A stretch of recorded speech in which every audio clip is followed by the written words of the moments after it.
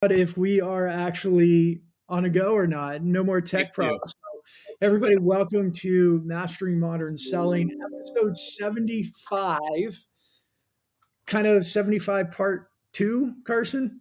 Is this like the Naked Gun, or is it Part deux. part two? Yeah, so for people on the podcast, you don't know this. We went live on Wednesday like we normally do. Carson and I were in the same room for the first Live. time, and the video didn't work. I think the system just overloaded. There was just too much magic with D-Fish, and Too much fire. it was. It blew up, but we're back. So We're back. We're back. So yeah, if you're on the podcast, just our little selfish plea. If you love what you're learning, we'd appreciate the review. Share it with your friends.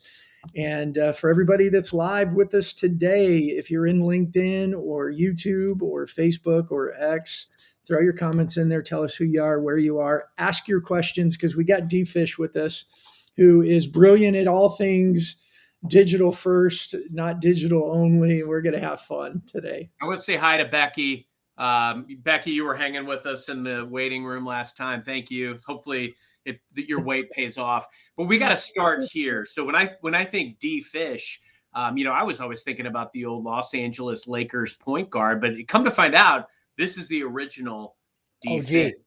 So, David, can you tell us that story? Well, sure. I'll tell it in short. For many years, I was a drummer in a band and would also do a little bit of rapping. I know this visually doesn't quite match, but I was a little cooler, and I wasn't even that much cooler, but I did rap back then. You thought you were cooler. That's what was right. And my bandmates would call me jokingly MCD Fish. And, when your coworkers come to the shows on the weekends and then on Monday morning go, "Hey, D-Fish." And it stuck. And to this point, pretty much everybody still calls me D or D-Fish. My mom, she tried once, and I said, "No, please don't." That's I get it, Mom, but we're good.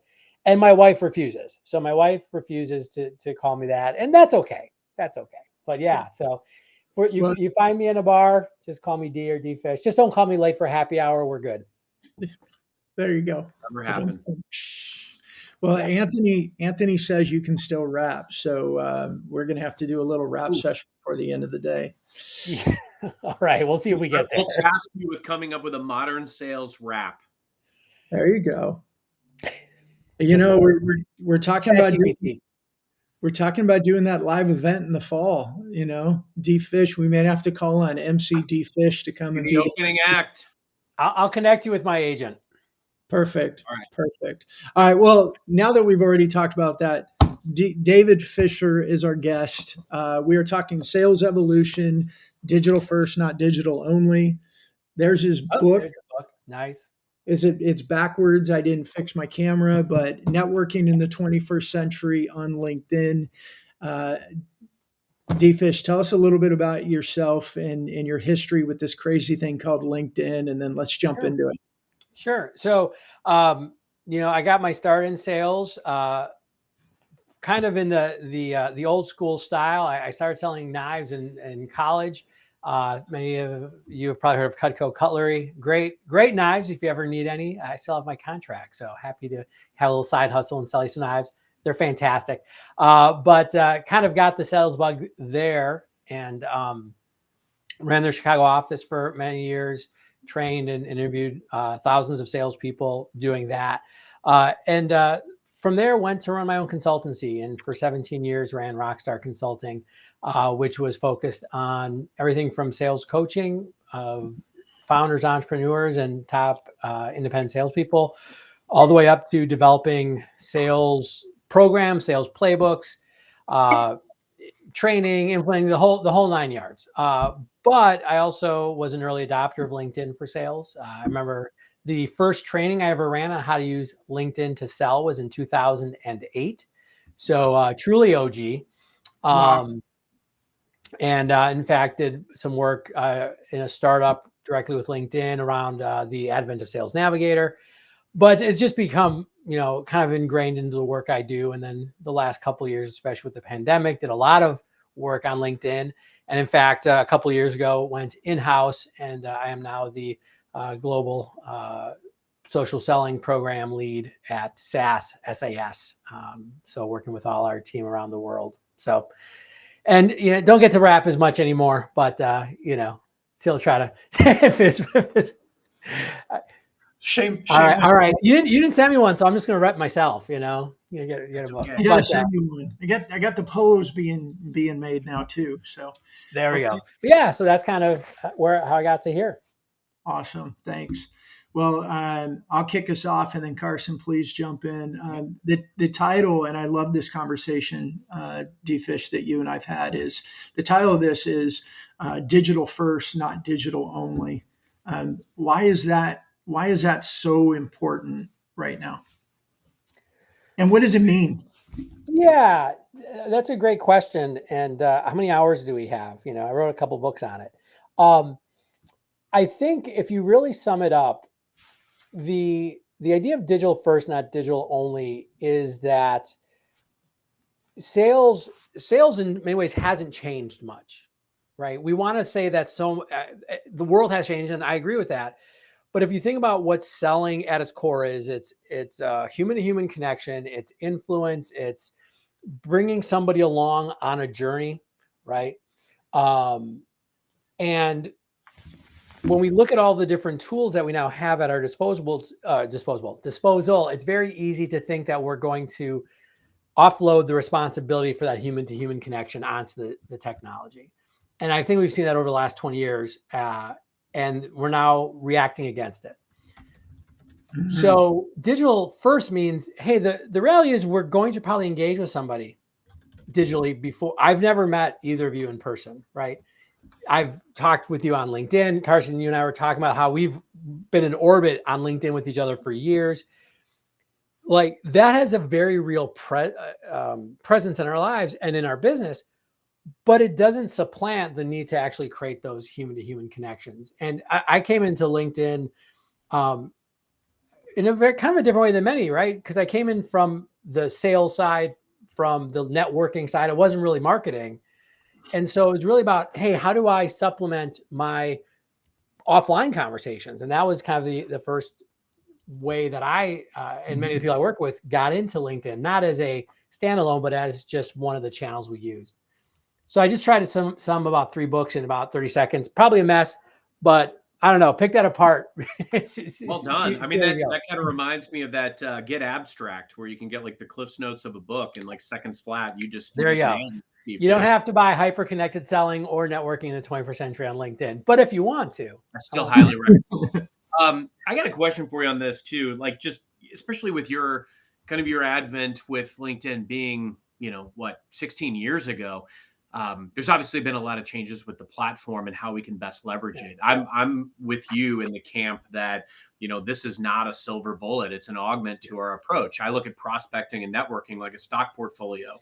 You've got, you want to have a diversified portfolio. LinkedIn is one of many great ways that you can go out and connect with people, but it doesn't replace the phone. And certainly the goal of it is to use it to get face-to-face connections with people. Now, there's so many different ways that you can do that with LinkedIn. You alluded to Sales Navigator. We're obviously streaming live right now to LinkedIn. Talking to people that we've never met. Brandon and I met for the first time this week.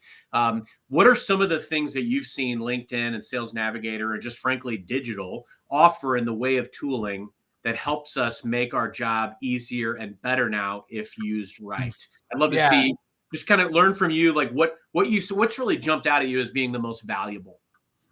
I love what you said there about kind of building a portfolio through your network. And I think if you look at the tactics that are very effective now, have been for a long time on LinkedIn, they really come from scaling the human to human. And what I mean, by the way, I don't mean automating. I don't mean trying to find shortcuts. I actually call LinkedIn an easier button, not an easy button, right? And I think many of maybe some of the viewers today, but a lot of people have been burned because others in our space, right? The LinkedIn gurus are, it's an easy button. You do this, this, and this, and boom, you're going to get 10 inbound leads every week. Mike Weinberg calls those the social selling charlatans. Yeah, that's exactly right. But if you think about what selling is, you talk about prospecting, you talk about relationship building, you talk about value building, you talk about uncovering opportunities, whether it's discovery, for a particular account or just paying attention to trends. Those are all parts of the sales process. So how do you bring those into something like LinkedIn and make it easier? A big thing for years, I've been talking about the power of commenting, right? If you want to get super tactical here, please stick around after I say this, but if you guys who are listening want the easiest way to get more out of LinkedIn, do 5 comments a day. Meaningful, connect with your peers, your influencers, colleagues at your company, obviously prospects and customers if you can do that. I share that about probably almost 3 years ago now, I got serious about, okay, I'm going to really use LinkedIn. And I have a stack of pennies. I can reach over to my desk here, and there's some of them.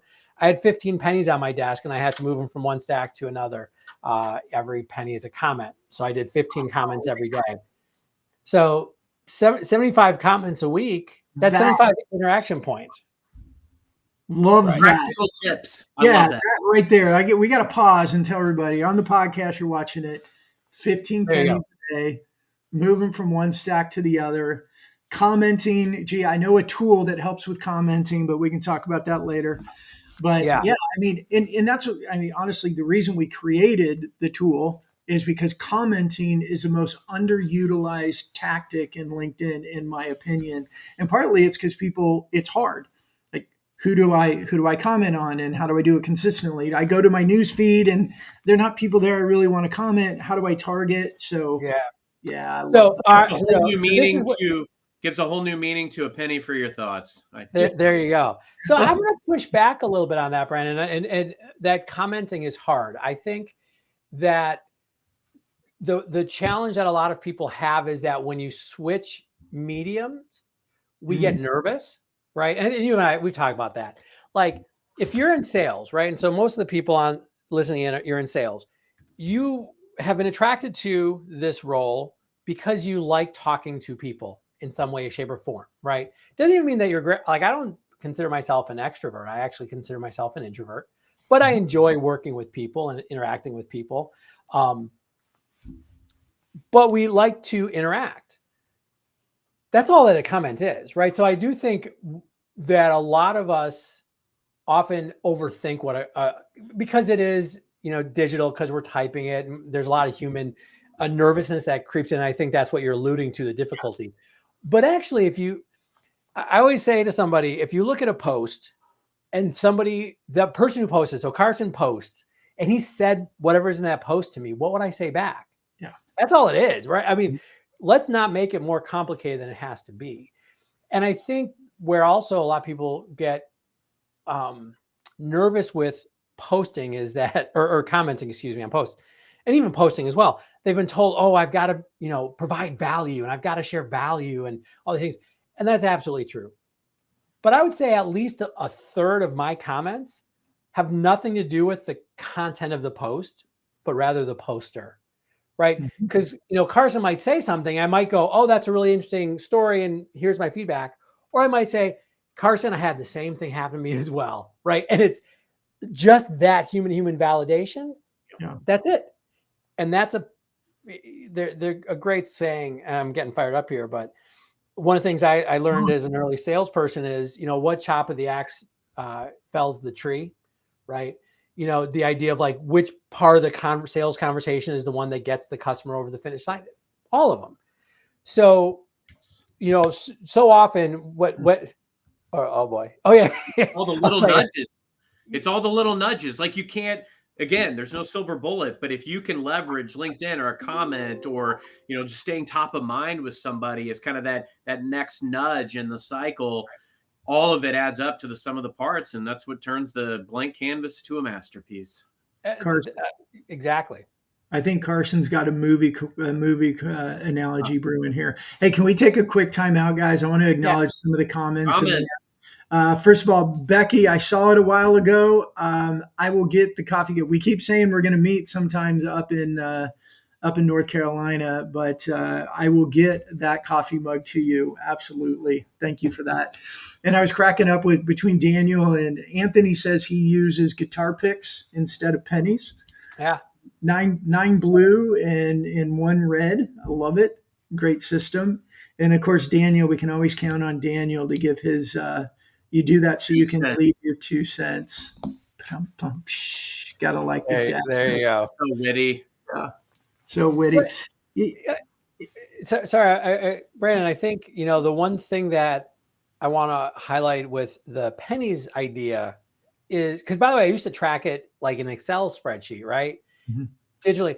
And I realized, no, I needed a physical, a visceral tool. Mm-hmm. And I think it really gets to this idea that Carson was saying, this is just one other channel we have. It's not the end all be all. And I think going even back to our digital first, not digital only, we have to really look as a modern seller, how do we integrate all of the channels we have, all of the tools, whether it is LinkedIn, email, hopping on a plane and visiting somebody. One of my favorite tools has always been sending handwritten notes to people. I got that from Bob Berg when I first started my career. So powerful, right? The empty inbox, their physical inbox. But I think everybody has to kind of think of what is the broad landscape that of tools I can use, and then fit them in to your workflow and what's going to work best for you. I love that. D-Fish, I want to hear some more on some of the outside the box approaches of how you have seen these digital tools leveraged to create relationships and also make deposits into the relationship. And I'll give you an example. So, we talk a lot on the show about how, when it comes to prospecting or digital connecting, you can focus on a few things that you can control. One being the quality of your message. What's the value that I bring? Mm-hmm. Number two, the quantity of outreaches. Now, there's a big value in, I'm going to have a different approach to some of my very strategic opportunities and customers. But, in a portfolio where I've got over 400 today, I also have to scale really effectively sometimes. So the quantity of outreaches that goes out. And then lastly, the consistency of execution over time. It's not, just, water your garden once and expect it to sprout. You got to be consistent in how you prospect and do outreach. We did a campaign recently that was kind of a call down day and reaching out to over 400 customers. And what we found worked very effectively was even just going out to Sales Navigator, pulling a lot of the C-level, VP levels that, a lot of my team didn't have relationships with. And then getting crisp on what's the right messaging, what would be the unique outside the box way that we could partner and approach. Executives don't reply when we show up talking about ourselves and our own company. They show up when we're talking about their mission, their plight, their statement. And so that's the approach we took. We sent out thousands of messages and we booked, dozens upon dozens of net new meetings with executives. But that's not a common way of using Sales Navigator. We were pulling a lot of folks. We were messaging them in bulk. We guessed at their email addresses based on what we knew their email address was, or you can look up online what somebody's email domain might be. What are some other unique outside the box ways that we can use some of these tools to create relationships, to nurture relationships, and to ultimately do what we want to do, which is sit down and break bread with these folks? Yeah. I think, I loved your use of Sales Navigator there. I think a couple suggestions I would make. One is, I do think that the ability to reach somebody new through digital channels is going to diminish over the next 18 to 24 months. We've already seen it, on the email side, Google, Yahoo, just being like, dude, we're sick of it. I mean, I'll say this here. I've said it before. Cold outreach doesn't reach me. And I'm not like a high enough in the organization that I'm getting enough, but I get enough. Yeah. If you're not referred to me, if you like, I would almost say, Carson, I don't care how well-crafted your email is. I'm just not reading it. I've got enough. Yeah. I got enough other things to do. And that was the law of averages that worked, because thousands of mails went out. You get a very small percentage, but things like video and other things can make our message maybe stand out amongst the crowd. 100%. Well, Yeah. and I would say also it's when you're like, for you, Carson, you have such a presence. I mean, there was the example when I was with you at Microsoft on Wednesday. You and I both had a plate of food, and we had a drink in our hand. We came around a corner, and that guy goes, "Oh, Carson, Right. great to see you." And you're like struggling to not drop your food because the guy was so excited to shake your hand, right? And I We're don't with mean the to mayor. embarrass We're you. with the mayor. Yeah, and he was so excited to meet you. He shakes your hand. You almost drop your food. He leaves, and I go, "Who was that?" And you're like, "I'm not sure." Right? And it's because your LinkedIn presence has Yeah. built your reputation, so that now when your emails, your calls, your other messages come out, they go, "I know that guy." You become a known entity. It's not cold. So sorry, D-Fish, I interrupted. Yeah, but becoming a known entity is so important. I think. I mean, take what I just said. It's hard to reach out to me cold, but if you've been in my network for a year or two, and then you reach out to me with like a very specific targeted ask, I'm like, okay, I'll read it. You know, I talk a lot about building social capital and social recognition, right? Who is that person, right? You know, again, I know Carson's name well before we met because I've seen him around LinkedIn. I might not know a lot about him, but okay, you're a known entity. If you want to get super tactical, I think there's a couple things. One is to really be aspirational in your network building on LinkedIn. And what I mean by that is, for example, look at your accounts, and this it depends on your situation, right? If you got a lot or a little, but let's say you're an enterprise level seller, you've got, or sales leader, even like you've got 10 main accounts you're looking at. Identify using Sales Navigator, whatever tool, who are the 20 people I want to make sure know my name there. Okay. But here's the biggest thing that I would suggest. And this is why I say it's aspirational, it's future oriented. Reach out to them, try to get that LinkedIn request, and you can play around with messaging a little bit, but it could be as simple as, hey, we work with a lot of people in your space, would love to connect. Here's the thing that I suggest, and not every seller likes to hear this because we want direct linear results. Oh, I did this, now I got a meeting. They accept your connection request, hopefully. The first thing you do is do not pitch them. All you send is a message that says, hey, thanks for connecting. Let me know if I can help. Like my line has always been, thanks for connecting. If I can be of service, let me know. And then that's it. Yeah. Now, you can then start doing some posting. You can start engaging with their content. This is where the commenting comes into play. Put in your CRM to reach out to that person 2 weeks later, a month later, whatever it is. If you reach out to them immediately, like I got this, quite frankly, 2 days ago. Now this person's, again, he's trying to do cold outreach. It's a sales enablement platform. I know he's a seller, and I know he works for a very aggressive outreach company. They've actually we'll never work with them because of their level. I mean, they've burned their brand. Like that's what we haven't talked about is if you do all of this churn and burn stuff, you burn brand. Like we'll never work with this company. I'm not going to mention them. They're a known entity. I'm like, nope.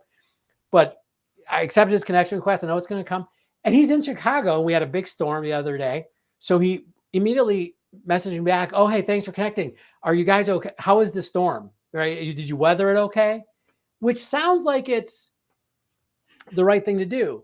But I'm like, dude, you don't know me. We're not friends. Like you haven't earned the right to add.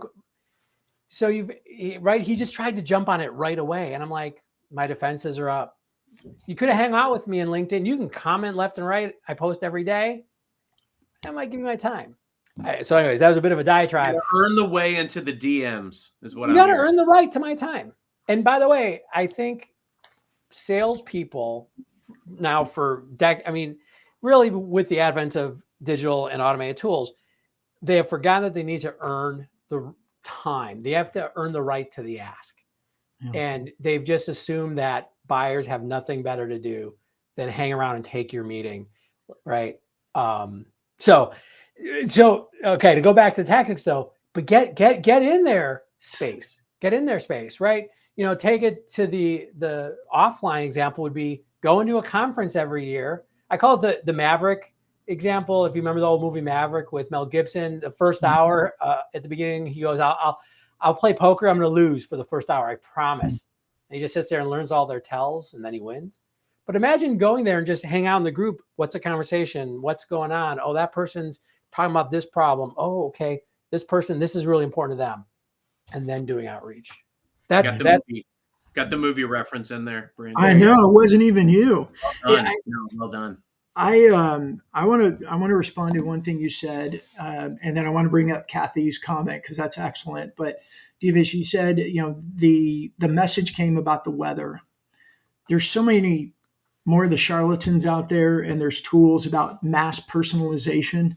That personalization has become such a commodity that our human spam filters smell it and reject it immediately because we know, oh, you got to be personal. Well, if you fabricate personalization, it's no longer personal. Right. Yeah, we know. As I said, I know what playbook he's running. Now that's a little different because I teach that playbook in some ways, but it just felt wrong, right? It's the same as on LinkedIn, you'll get the automated response if you accept a connection request. Hey, what's the biggest challenge you're dealing with right now? And I got that when I was a coach. What's the biggest challenge you're dealing with in your coaching practice? Right. Screw you. I don't know you. Messages like this. That's what I do. I respond with that. Deleting unwanted LinkedIn messages from people who pretended they wanted to be my connection. Hey, Nora, can we bring up Kathy's comment? Because this is just so near and dear to my heart, and I'm glad that she learned that and is implementing it. We believe, Carson, you talk a lot about this. We believe that we're going to post content and POs are going to magically fall out of the sky into our pocket, and we're going to be sitting on a beach laughing about how successful we are. If only. If only. But It's comment, and it goes with what you were saying, D-Fish. Like, get involved and you were talking about the Maverick exam, the movie Maverick. You went in there and watched and learned. Commenting, we can come in and watch and learn and listen, because when we're commenting, they actually know we're there. Right. And we're contributing. Exactly. Right. And we're actually contributing a little bit to that oxytocin. Like you post, not that you need it because you get so many, but you post and we come and comment. It's like we feel good. They feel good about their post. You're commenting, they comment back. You're building that human to human relationship. And then when you can craft a smart message to be like, hey, and I think I did this with you, D-Fish. I commented for a while and then I messaged you and said, man, I love all the stuff that you're doing and how we've been chatting. Do you want to get on a call and get to know each other? And then eventually got you on the show. And we now are Zoom friends, or, LinkedIn Zoom friends. Right. Yeah. And again, I think it's hard for the average seller right now. We've had, let's face it, 20 years of, let's call it, especially like in the SaaS world, the predictive revenue model, where, hey, we're just going to pound out emails. We're going to pound out phone calls. We're going to take somebody like an SDR, and God bless them, right, that don't have a lot of experience, but it's just, Carson, it's the not thoughtful version of what you were talking about, right? It's, hey, we're just going to download lists of people and email them and email. And what's great is 15 years ago, that worked, right? Yeah. 10 years ago, that worked, because remember when we got email and it was exciting? Like, I always, I always say that. So I'll share my age. Email. Yeah. Right. I started college in 1994. And it was the first year that they gave you an email address. Yes. Right. Like automatically. I was the first grade. So it's interesting. Like at my age, I'm literally kind of we're the Oregon Trail generation, right? Where we remember technology, a world without technology and a world with. No, email's now a pain in the butt. Like it's what stresses us out. Mm-hmm. So the world has changed. Zero inbox a long time ago. Right. I just bring that up because a lot of times we as sellers, we forget, or we just don't want to pay attention to what our buyer's experience is. What is the person actually, like if you're trying to get to C-suite, for example, Carson, you were talking about before, if you saw, I remember doing a coaching session with a CMO of a very large tech company. We were looking at just LinkedIn presence. We're doing their profile work, stuff like that. And it was funny because her people had been like, oh, she's not going to want to spend time with you. She's very busy. 2.5 hours. Right. Yeah. And it was half an hour and she just, keep telling me stuff. she had 2,100 unanswered connection requests. 2,100. Because, and by the way, she was upset because she's like, some of these people I want to be connected with, they're my peers, they're people I'm at conferences, and the rest were just salespeople coming up her system. Right. That's that, like when you realize that's what people are responding to, I think you do take a much more, hopefully, strategic and thoughtful approach. Sorry, I didn't know this was going to be the D-Fish soapbox hour, but no, this is great. I love that you're fired up, D-Fish. And yeah. I got another question for you, because you said something earlier that stuck with me, and it's, you know, that we're kind of embarking on and entering this era where the ability to connect with folks digitally is going to drastically change, just because there's such an onslaught right now. And I mean, you can see it and smell it a mile away. Like, I go out on my LinkedIn today. I'm gonna say this. Look, a couple of things. One, we're in an era where more and more authenticity and being genuine is going to become more important and paramount than it's ever been. The other element is, like, I mean, you can go out right now, like with AI and some of the automation tools. I mean, I get a lot of comments on some of my posts, but I mean, you can smell the fake ones a mile away. Like, I hate that. And that I think those are the types of things that are burning reputation, because I would shy away from talking with somebody that I knew was leveraging automation. And I know that it changes the perception that you have of someone when you know that they're leveraging that type of stuff. So I think that's another big element. But on the same token, I always look at LinkedIn like it's the biggest coffee bar in the world. Your prospects are out there, right? If you're not talking to them, shame on you. If you're showing up and talking to them, but only talking about yourself and how great you are and how great your company is. Talking at them. So how are you going to engage your customers and maybe your next hiring manager in the biggest coffee bar in the world? Be intentional about how you leverage LinkedIn. But where do you see it going, D-Fish? That's what I'm most curious about. What do you think we're going to be talking about in a year, 2 years, 5 years when we're talking about modern selling?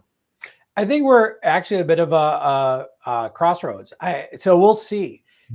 So Carson, you brought up AI, and you're like, and I get those comments too in my feed, and you can see them a mile away. And what the AI will people say was, oh, but it's getting better, and eventually you won't be able to tell. That makes me more nervous, because at that point we don't trust anything. It's the liar's dividend, right? If you can get people enough misinformation, they don't trust any information. And the same thing, if I can't know what is a legit, authentic human response to my LinkedIn post, I'm going to start discounting all of it. Yeah. But what I do think is going to happen, go back to our topic, digital first, not digital only. In some ways, I think we might see the reverse of that as well. Meaning, yes, it's this digital coffee bar.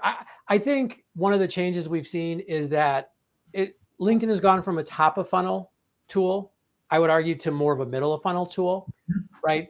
Carson, you and I have been posting a lot on LinkedIn for a while. You know, 3 or 4 years ago, if you had a good post, you could get thousands of views. Like that, I mean, a couple of years ago, my top viral one over $100,000 views. I wish it was $100,000. Yeah. Right. But you could get, like, the algorithm has changed partly. You know, it's really shrunk down, but not in a bad way. Like, my engagement is up over the last 2.5 years, even though my reach is down. Right. And so it's really middle of funnel. How do you get new people into the funnel? It's not going to be, yes, there's going to be some of that outreach on LinkedIn, but I think it's, you go to the physical coffee house, you go to the physical conference. I had have a half-written LinkedIn post. I think AI is going to drive more door-to-door sales or whatever the version is, because if I know you, if I've met you, okay, then I'll talk to you digitally because I know you're a real person. Right. And I think LinkedIn is at a very interesting place. Well, I mean, they're owned by Microsoft. Microsoft has made a little bit of an investment into AI. You know, we'll see. They're bringing that into LinkedIn. It could be super powerful. I could also see it going the other way. My guess is a lot of the same people who are doing the automation and have for years been using it as a spam tool, they're going to keep doing it. And the three of us and others like us, we're still going to get what we need from it. It's just, there's always people who use it wrong that kind of, you know, unfortunately for the rest of us noble knights of the selling game, you know, it kind of it diminishes the credibility of the overall brand. And unfortunately, we're up against that reputation of salespeople all the time. I saw Anthony's question out in the chat. I wanted to address that. I hear often about email blasts while working with sales folks. I'm curious, what does everyone think are the consequences of these types of reach outs? It's all in how you do it. And I will give you an example. So I'll use a fair amount of quote unquote email blasts, but the way that they're used are very strategic. It's got a very specific purpose. It might be for passive education in some kind of opt-in newsletter scenario. Or if anything, we were just talking about the perils and the riches of AI. AI can arm you with a heck of a lot of information and comb readily available materials out there to arm you with a perspective and point of view that would matter to your target audience. So even just using that to inform what I write to reach out to a very specific industry vertical, to a very specific title, to a very specific set of executives in one organization. It's kind of like Eric Clapton told us in the wonderful song, "It's in the way that you use it," from The Color of Money. It's all in how you leverage the tool.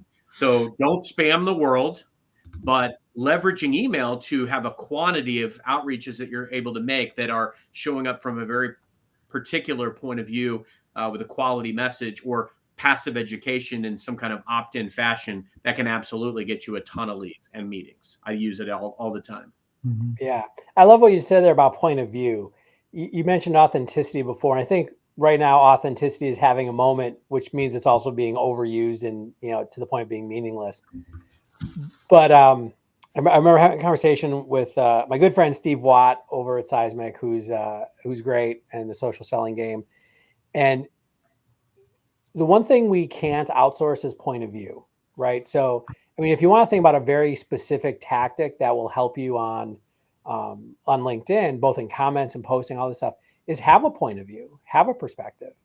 You decide, like, what are you going to talk about? What your themes are. I mean, somebody could just as effectively be on a podcast right now saying, here's how you automate LinkedIn and, find success in that. And, hey, that's great if that's your point of view, right? We can have differing ones, but just have a point of view, even with your customers, right?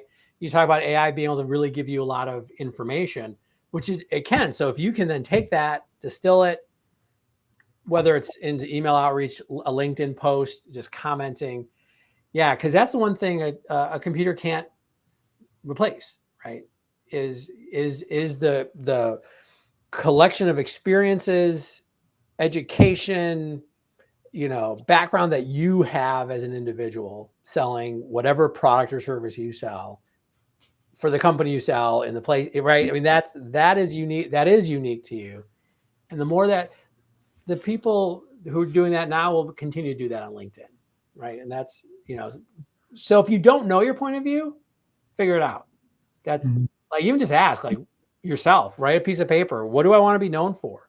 Right? Who is my audience? You said targeted. I love that, Carson. It's like, there's 1 billion people. It's probably like 9 or 50 million people on LinkedIn, whatever, a lot.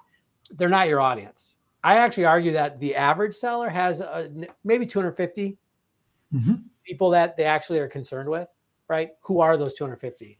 Do they know you? Do they know what you stand for? Do they know how you can help? If the answer is no to any of those questions, start there. Yeah. And I like the way, this fusion of, Carson, you used it as the largest coffee bar.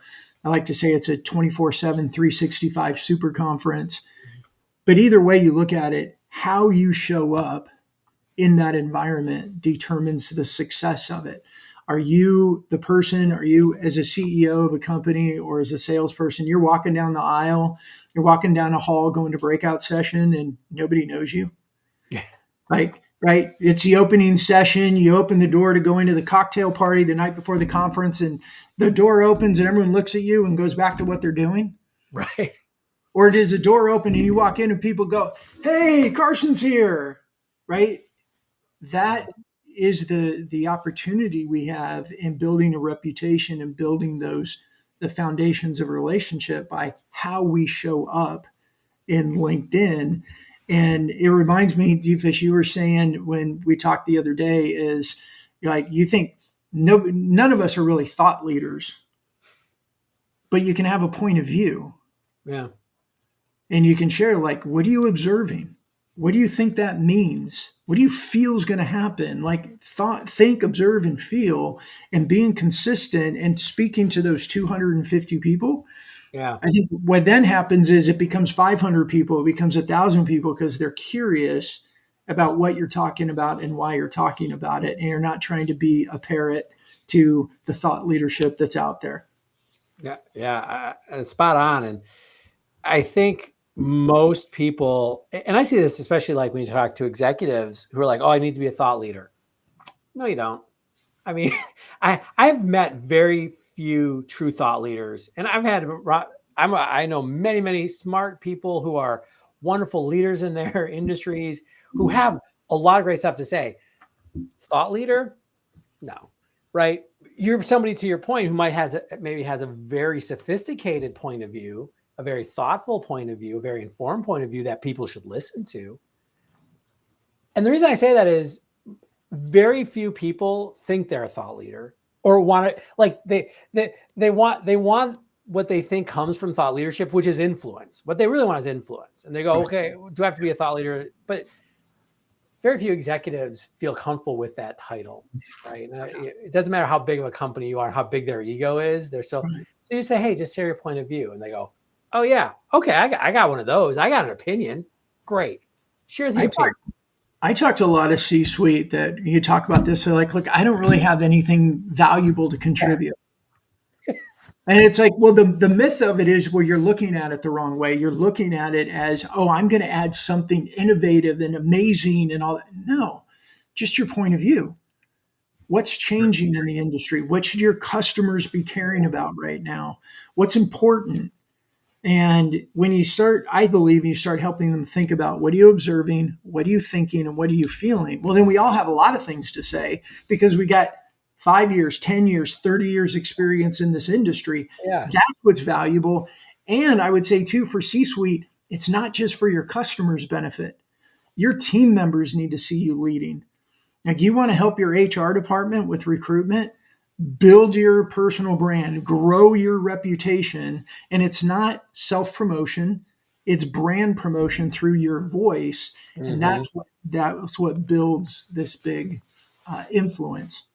And you know what resonates the most is stories, and everybody has them. That's the key element. Yeah. Brandon, you just said something so important. It doesn't matter if you're brand new on a job and you're having experiences, somebody else is having that same experience, and they can live and learn from what you put out there into the ether. Same thing. If I talk to a C-level, there's no question that they have stories that would be of value to so many, whether it's leadership scenarios that they're running up against, whether it's changes in the marketplace, leading teams, or what it was like when they got started out in sales, or maybe they roll up their sleeves and they go out for a day in the field and they, what did they learn? What did they observe? I'd read that. And so I think that's the key element, is being intentional about who's your audience and what's the story that is going to resonate. What is the provocative question that you can maybe throw out there? I think where I really approached posting years ago is I've kind of straddled the line. I like to add to the sales community, but I've got a whole other subset of customers and nonprofit organizations that I work with that couldn't care less about that persona. And that's fine. You can throw bouquets to both groups. And here's why: because I want to learn in and dig into my customer community. I want to understand, how are we able to, what are the great stories of ways that we're able to empower and enable them to do more. And then I can share that. And that's going to resonate with that camp. Same thing within the sales community. The things that I get the most hits on and most comments and conversation pieces is when I tell a story of something that I grappled with 2 years ago. Might even be a deal I lost, and it's kind of a post-mortem on the deal. But those are the types of things when you're able to kind of lay yourself bare from a stories perspective, talk about where you've been, what you've done, what you've learned. That stuff resonates. And that's true authenticity, not trying to fabricate authenticity, right? And I think that's where people talk about, well, how do I overcome imposter syndrome? Well, be really confident in what you're talking about, which is your experiences. Nobody can take away your experiences. Right. Nobody can take away your perception of what you're going through, what you're experiencing, what you're thinking, what you're observing. And when you share it from that perspective, I'm not out here to learn everybody everything. I'm going to share with you what I'm experiencing. That's where people really resonate. And then you're not dealing with imposter syndrome because you're just being you. Right. Well, and It's a whether gold star for commenting today, by the way. Thank you, Kathy. Yeah. Yeah. And we were talking about executives here, and I think it's the same though. Carson even said to some brand new into a role, like any salesperson. I think you said something really important there, Brandon, where it's not about having to share something innovative. I get that a lot. Like, what's my original contribution? And depending on my level of rapport with the individual, I might say, you really don't have anything original to say. And that's and that's not I'm not throwing shade. I'm just like, you're 26. I mean, we've seen these individuals on LinkedIn, the 26-year-old salesperson who hit President's Club once, and so they're a master at selling. Like, I just want to tell them, like, no, don't do that. Just share like what's working well for you, what's not. Share your experience is still meaningful. Like, you don't have a lot of original things to share, and that's okay. I don't either, right? Guess what? I'm just sharing an amalgamation of all the books I've read and mentors I've learned from, and sales I've made, sales I've lost, good experiences, bad experiences, all through the lens of my point of view, right? Because as you said, Brandon, nobody can invalidate that. Right. It is a lot easier to find some stories to tell when you're a grizzled old sales guy as opposed to that 20-something that lucked into winning club. Yeah. Well, exactly. I mean, I've earned my gray hairs, I was going to say, talk to me after you've been kicked in the teeth and, laid off and, had to bring yourself back from the dead and reinvent yourself. Like, those are the types of hard luck stories that make you into a sales warrior. Those are the stories I want to hear. Yeah, well, exactly. It creates thick skin too. You're like, there's nobody on LinkedIn that's going to say something that's going to hurt me as much as I've already been hurt. So what the heck? Here's a recommendation. So I just started reading Can't Hurt Me by David Goggins. Brilliant. All right.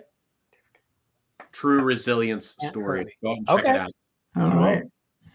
Well, let's wrap it up. I agree with you, Carson. Kathy Davis, gold star. Thank you for being the comments. And Becky, thanks for putting up with us and waiting on us Wednesday. And here you are. And I got to get a coffee cup out in the mail to you. Hopefully it won't break. Anthony, thank you so much, and everybody else. D-Fish, your book for everybody. Amazon, I'm assuming, is the easiest. Right. Yep. Right on Amazon, you can find that. All the other ones. And connect with me on LinkedIn. Happy to. I have these conversations and share some stories, and I do just go on rants and diatribes sometimes too. But hopefully do a little. We love that.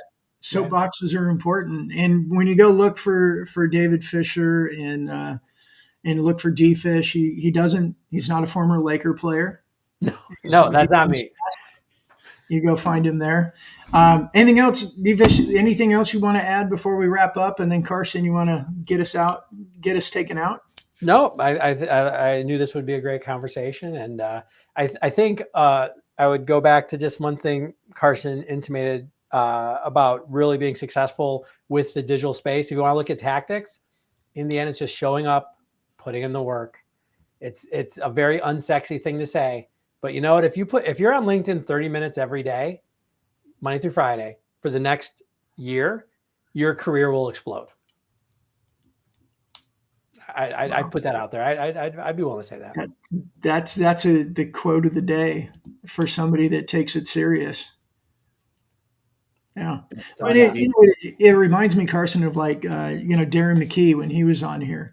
He was a sales guy. Yeah, and he just said, he goes, you know what? I'm just going to start posting every day. Yep. And he started posting every day, and he didn't have a plan. He was figuring it out as he went. He started like, oh, that worked. Oh, that didn't work. Great example. Just kept going. And now he's, 140,000 followers. He's got a group that he makes a bunch of money with, teaching people how to do it. I mean, the other day he had courtside tickets to the Chicago Bulls with a sponsored from doing a sponsored post for somebody. Like he's totally leveraging this, and his life's changed. His family's life has changed. Yeah. And by the way, that's not going to happen for most, right? And you don't need it to. You don't need to. But whatever, as you're listening to this, whatever you want out of your career and your life, this can be a useful tool. But like every tool, you got to use it. Yeah, that's a great point. Thanks for clarifying that at the end. All right, gentlemen, excellent show. I've got notes. I'm going to go back and listen to it on the podcast, which is where I normally go back and listen and go, oh, that was awesome. So everybody, thank you so much for joining us today. And everyone on the podcast, again, we'd appreciate the reviews. Share it with your friends if you like it. We're fighting, clawing our way to hit #1 again, or #1 in a new category. That's where we're going for. So any help there, we'd appreciate it. Carson, you want to bring us home? Thanks, everyone. Thanks, D-Fish. And until next time, happy modern selling.